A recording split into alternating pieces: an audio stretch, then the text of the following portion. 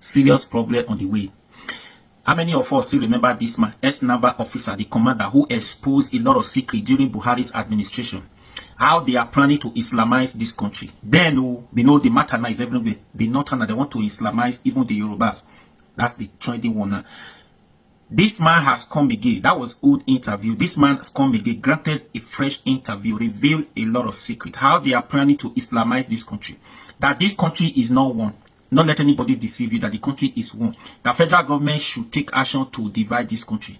That is the only way. Because a lot of things these people are planning that people do not even know. Because this is ex-naval officer, the commander. Right? He revealed a lot of secrets. I'll allow you to watch this video to the end. I don't want to take your time, so that you get what I'm saying. So please watch this video to the end. Follow this page for more. Subscribe to this YouTube channel. I'll be your guy runner for me now. Please subscribe. Liners in this government that are sponsoring this kind of narratives. They just want to show that they can Islamize this country. They think about Taliban, they think about the Mujahideens, and they want to replicate it in this country. And they don't care what happened.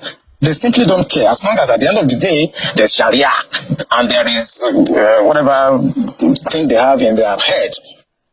Oh, thank you very much. After 3 years, I say again. I know several things must have been going through your mind when you saw all of those bills, the propositions, the narrative, the comments making the rounds only recently, even though 3 years after you made that comment. So tell us, what was going through your mind when you saw all of these things as though they were playing out what you had spoken of earlier?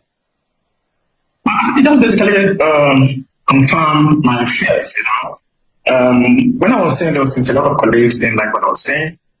Some people felt that I'm anti-Islam. My dear, I'm from a Muslim background because my grandmother married a Muslim man after the husband died, and all my cousins, all my sisters, grandchildren, they are Muslim.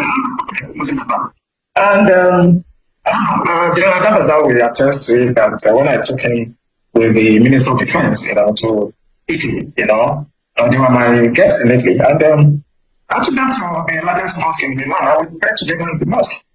And that's why I think I will tell you, I took him to Alaska Mosque in Israel to pray. And I have nothing against Israel. But you see, we are talking about identity and governance in this country.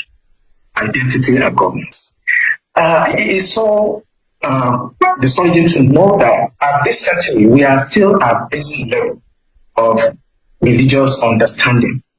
We are still at this level where I would say most of the things that we call religion, either Christianity, Islam, are basically some historical books that were plagiarized by most of the religions. I don't want to be specific, but these are ancient historical books that were plagiarized, and people decided to use them to either enslave you or take over your land and so on.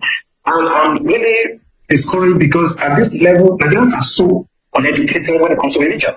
That the Arabs, the British, the Romans, they use religion actually to capture your states, to enslave you.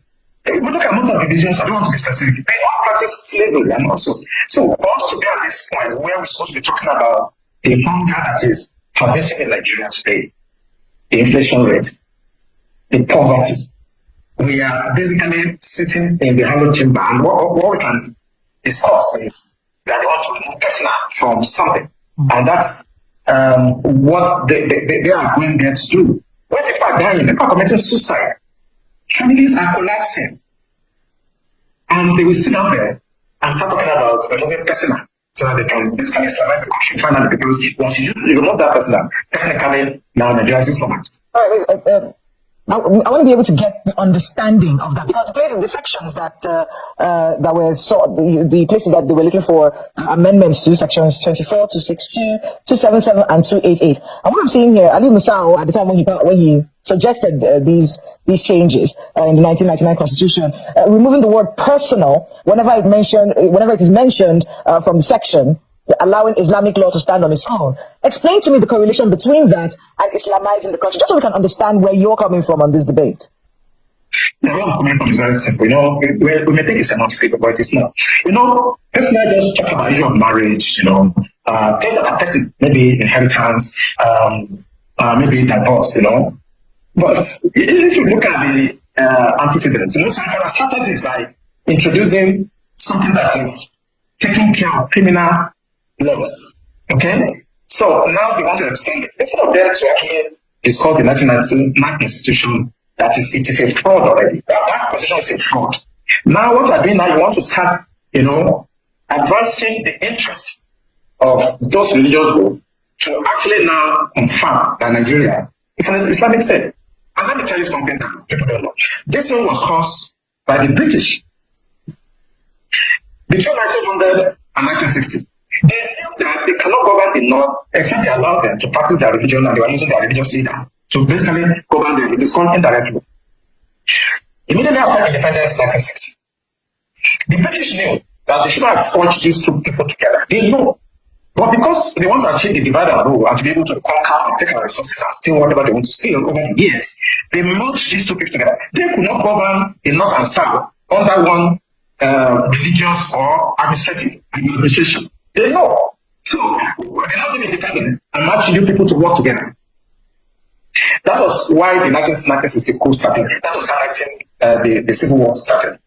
Now, 86, Babangida came with OIC stuff, trying to Islamize us. You know what? In 2000, when 1999, 2000, when Obasanjo came, he permitted them to start practicing Sharia.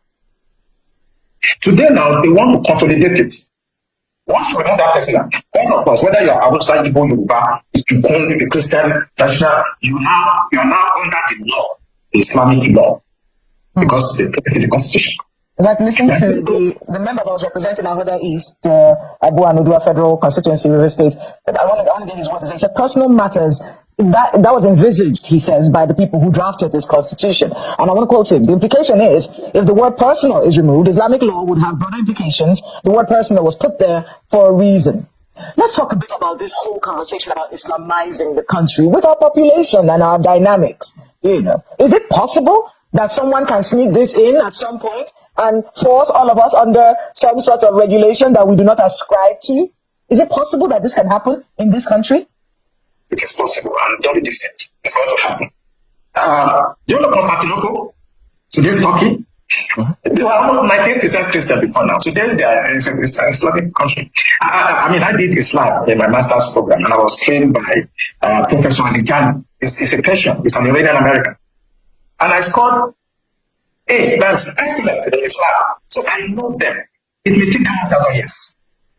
They will Islamize Nigeria. So they will take it slowly, gradually. They don't forget. All of us will be dead after some time. Our children that don't care, or this Gen Z will come. They will still Islamize this country. If they can do it in Turkey, today's Turkey, what stops you? Why do you think they won't do it here? Except we take steps now. Because we are the ones that are talking about these things.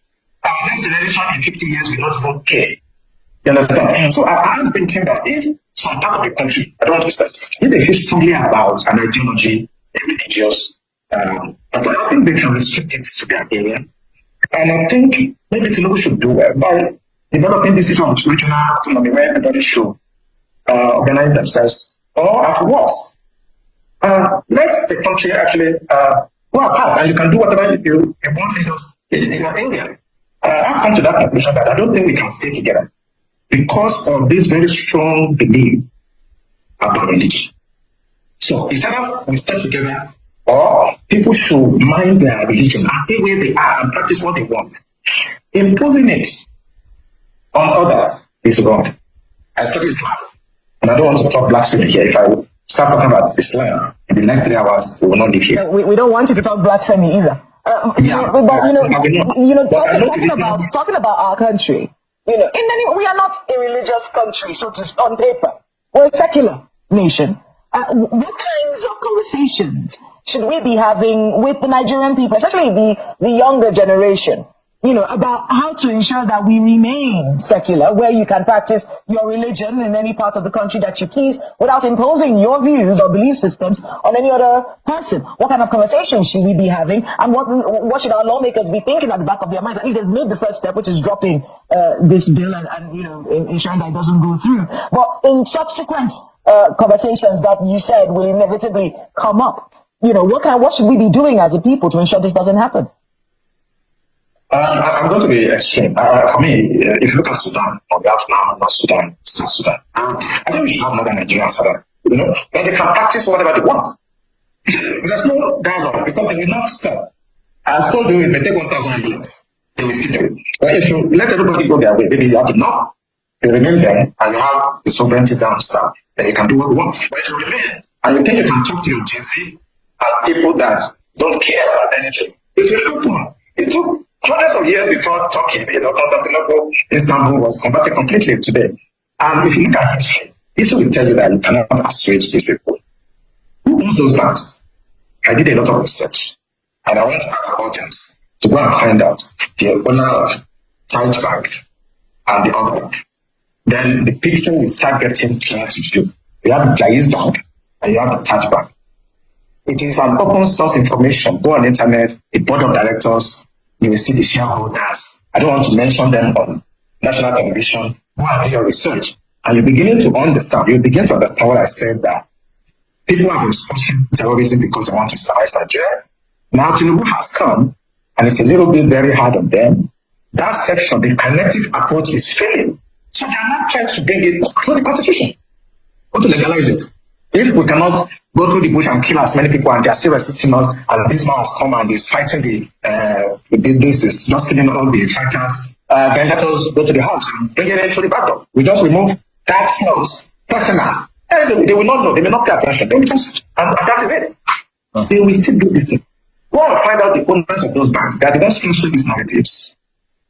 And I always say it on television, who are the sponsors? Those guys speaking in the house, they are just paid to do that.